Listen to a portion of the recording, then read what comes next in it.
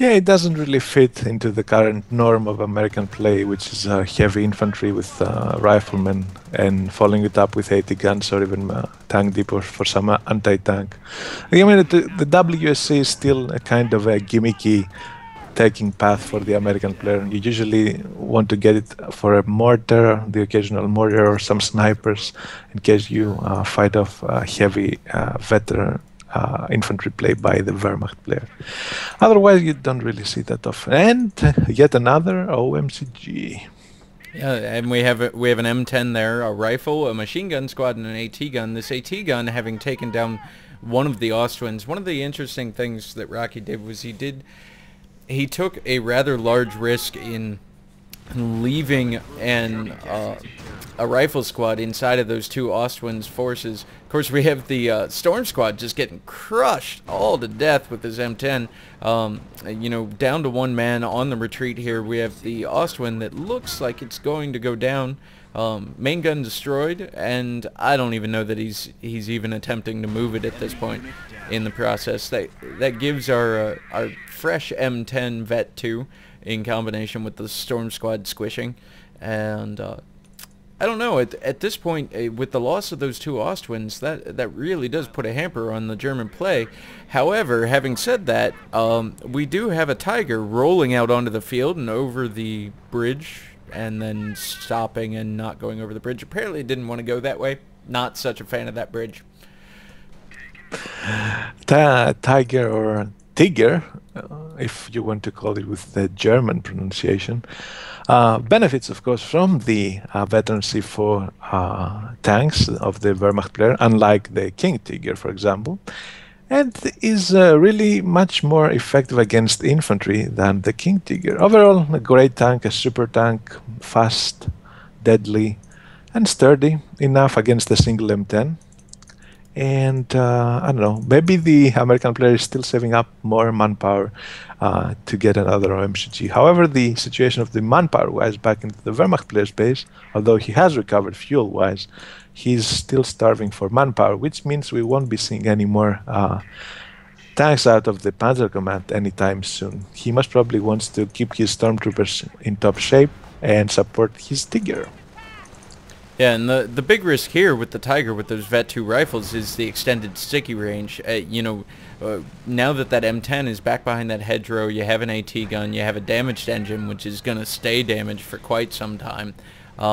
You know, about his only hope is to push forward on the field. He's got to get through these storm squads and get towards that Tiger tank, because otherwise he's going to be hurt. We have yet another Flamer squad going down. We have a Vet 2 rifle squad that's down to 2 guys, it looks like. And we have the M10 being chased down by double Shrek Storms, and the AT gun being chased down by the MP40 Stormtroopers, MP44. Sturmgewehrs. That's what they are. They are Sturmgewehrs. And I'm calling it now, the AT gun is going to be destroyed by the Shreks. I bet you on that. We have a little short grenade toss there. It's kind of like you know, an onside kick, but with a grenade. This 30 cal actually surprisingly paying off, beginning to suppress these storm squads. It's really gonna hurt them, and they are gonna have to get out of there. Even though it's just 3 rifle squads, they can't stay there and take that damage forever. We have this rifle squad down here in the south, again harassing this munitions point. We're seeing some munitions usage, but for the most part I wouldn't say that we've seen anything horribly heavy from the American player. Maybe some suppressive fire along the way. Yeah. Munition situation back in the Wehrmacht players camp, however, is seems to be piling up. He must probably save it up for manpower blitz in order to compensate for that manpower drain that he has been inflicting on him on all those engagements. However, his Tiger is back in top shape. The M10 of the American player is still not combat ready, and victory point situation is something that we should not actually, we should mention at this time, heavily favoring the Wehrmacht player. Oh, and you know, you're just ticking over to 80 right now.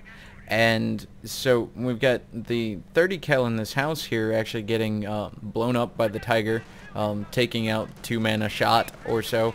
I would like to point out, Aramonkg, that you were wrong. The AT gun is still alive and recrewed, which does give the American player 2 AT guns on the field, with 1 just being freshly built, and this M10 that is pretty much trashed. We're looking at the 5% on it with a destroyed main gun, so he needs to get that repaired back out on the field. That's going to be crucial in taking that Tiger out, if only to block it and keep it from running away from the AT guns. Yeah, well, I should mention here that you did not actually forget my call, which is debilitating for my ego. But anyway, a Vet2 M10 is always helpful, not only to block a Tiger, or Tiger. I'll just comply with the whatever non-German pronunciation. It's gonna be very, very good, especially if it just sneaks behind the Tiger and just takes shots at the rear armor. It can do massive damage to the rear armor of the Tiger at Veterans level 2, and those AT guns, of course, will help. And some riflemen just bum rushing the Tiger and throwing the occasional sticky will just be the winning move for the American player. However, the Wehrmacht player actually now saves even more manpower, not only because he wants to, but also because he cannot actually spend it. He is supply blocked, 51 under, or should I say over 49. Yeah, and that's one of the keys for, you know, attacking territory is not just about reducing your opponent's income. If you can reduce their pop cap, particularly this late in the game, they're not going to be able to reinforce. It's going to negatively affect their position on the field, because they're not going to be able to really get full units that are combat ready out on the field. The Stormtrooper squad getting revealed as they're kind of sneaking across. They're taking some damage here. I don't know that we're really going to see a whole lot popped in that regard. We have Blitz nades coming out.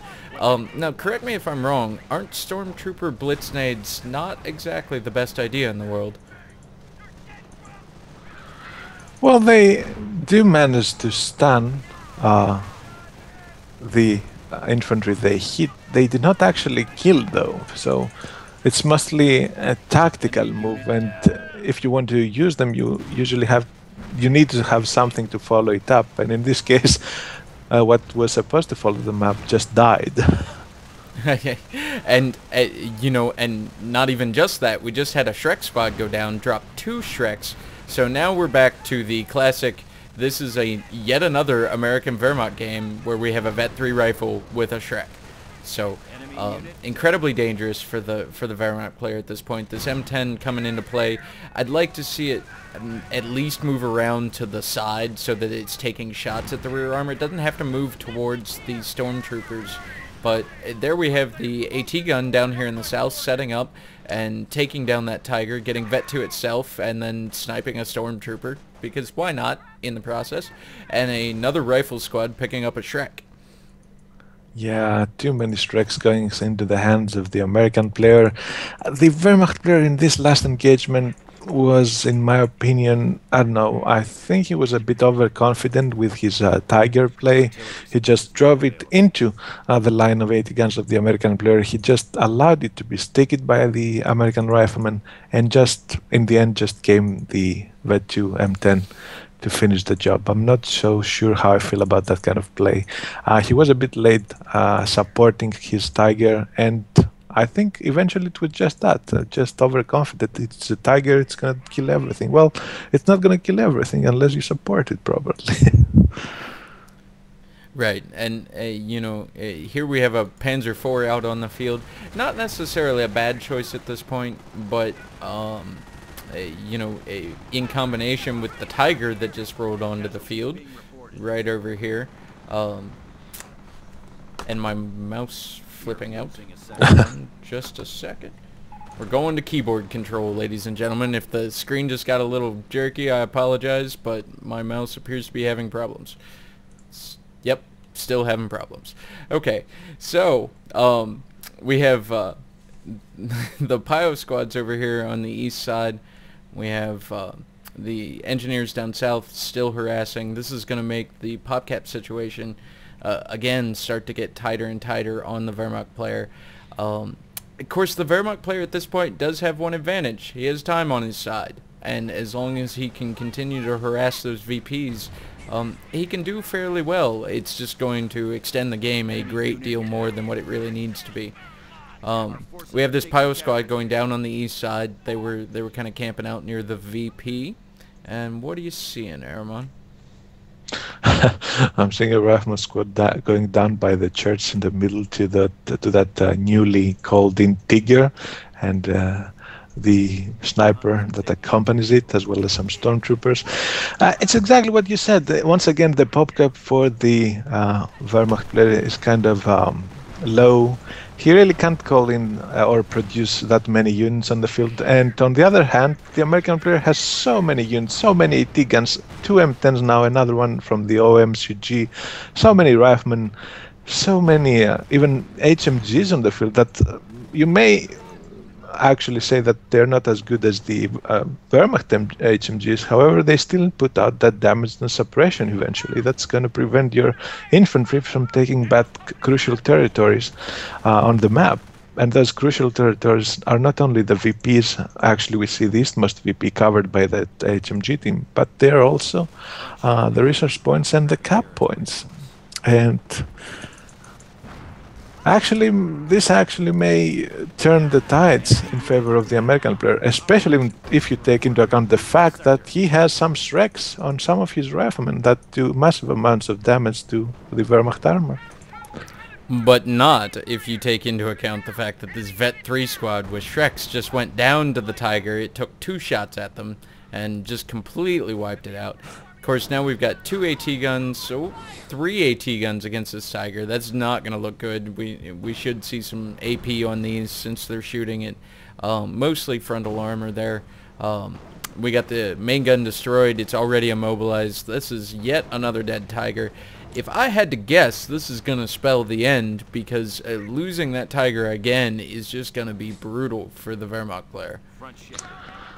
It is, that's a fact. However, CPs have piled up for the Wehrmacht player. He has manpower, Blitz, he just used it. He can't call in another Tiger, but even with another Tiger on the field, is it going to be enough? There is an 80 gun over here that's going to gain sick veterancy. There's still riflemen on the field, a bazooka, a Parchin Strike is still dropped down there, ripe for the picking by those riflemen. And the only infantry the Wehrmacht player has is some stormtroopers, and his base is just getting destroyed by demo charges. Now, that only took somewhere in the range of 15 AT gun shots to take down that that Tiger in the process. That is one of the things that we are going to be looking at getting addressed in the beta, is it not? They've done some updating to the way that target tables work. And if you're immobilized and you've got a damaged engine or a destroyed engine or a main gun destroyed, those things come off of the target table when you're at 5% health. And I'm looking to roll a kill critical. Of course, we see the sniper getting chased down and burned to death. Finally, some decent play by the flamethrowers. Yeah, that sniper was kind of unlucky there. And the Wehrmacht builds get another sniper. It seems to be his choice of fighting off the AT guns of the American player.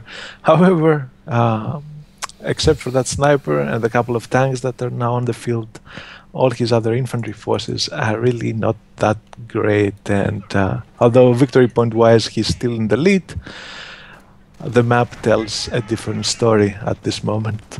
Yeah, and we have an M8 coming into the base just probably to harass any units coming out along the way here. We have the first Ranger squad on the field. How do you feel about that, Aramonkg? Well, most probably he's just getting it because he just can. I don't think there is some strategical, thinking behind getting a Ranger squad at this moment. What do you feel about waiting for it this long, though? Wouldn't you expect to see a Ranger squad on the field probably a little earlier? Well, yeah, but are you seriously asking me that, or are you just trolling me because I don't know. I can't tell at this moment. I would not troll you. That's not even nice. Why would you say that? I don't know. I just got a feeling. But I'll play it nice, and I'm gonna go with the serious answer, and that would be that he actually dealt with a Puma, getting out his AT gun from the mortar pool, and he had already destroyed the Sturmhammer, and after that he didn't want to get Rangers. Didn't need, actually. And there we see the game over. You know, we see some base play with this M8 here. It only got a couple of kills, one Pioneer. It looks like maybe one Storm Squad member in the process. I don't know. What do you feel that you saw was good? What do you feel that you saw was bad in the process? Well, we are talking about the whole game right now. So Yes. I would like to have seen a little bit of squad preservation on the American player side. He lost a bit too many engineers, too many riflemen, not squads per se, but members and manpower in his attempt to take on the Wehrmacht position, and that put him significantly behind in the game, and it actually showed on the victory point situation. On the Wehrmacht player side, I would like to have seen some form of veterancy earlier, and I would like to have seen him not be so bold with his tanks. Both his two Ostwinds, as well as his subsequent Tiger, got destroyed because they overcommitted to taking out the American force, and you just can't do that simply by tanks unless you massively outnumber or massively outplay your opponents, and you actually cause that much of a damage to him that it's impossible for him to recover. But we'd not see that to be the case even with the 3 Tigers on the field. So. Yeah, and I think we see this house here just outside of the American base. We've got 2 Ostwinds, a Tiger tank going down right outside of it, and with the Tiger and the Ostwinds out, this was kind of the turning point right here. These Ostwinds were really king on the battlefield for quite some time, and losing them by getting them too close to the riflemen is just, it really allowed the American player to push out into the center of Samoa, and that's really where the key, areas and flow of the game go on in this map. Yeah, exactly. Well, if you hold the middle, or at least if you can approach the middle from such a direction that you can play it safe while at the same time putting some pressure on your opponent, then that's all you need as far as MOA goes. You just hold one side in the middle. Just really don't need to bother with the rest of the map. You can do the occasional harassment, but it's not really necessary. And as you said, that losing that Ostwinds was, in my opinion, one of the turning points in the game, because at that moment, the whole anti-infantry force of the Wehrmacht player just vanished in a matter of seconds. Yes, some MG teams were still around, a sniper was still around, but that's not going to be enough against riflemen, so many riflemen. And, the OMCG coming into play with the occasional M10, or even some more riflemen or some support teams in the form of HMG teams. Yeah, so for the most part, people, I definitely enjoyed the game. I want to thank Aramonkg for coming out and casting with me. It's been a lot of fun. We had a good time talking before the cast, and we'll probably sit down and talk, if not crack a beer after the cast. So. But we're not going to release any of these conversations. No, absolutely not. Nuh-uh. No way. But I may or may not be saving them for blackmail. Just oh. Do international laws apply to our situation? I need to consult my lawyer. All right, guys. Well, I certainly hope you've enjoyed the game and you've enjoyed me fumbling through this cast on my own. And just again, I want to thank Aramonkg for coming out and having a good time with me today. This is Ryan standing in for Krebs Coho, and I was Aramonkg. Thank you, Ryan, for the invitation. It was a blast, and hopefully we'll do that again sometime. All right, guys. Goodbye.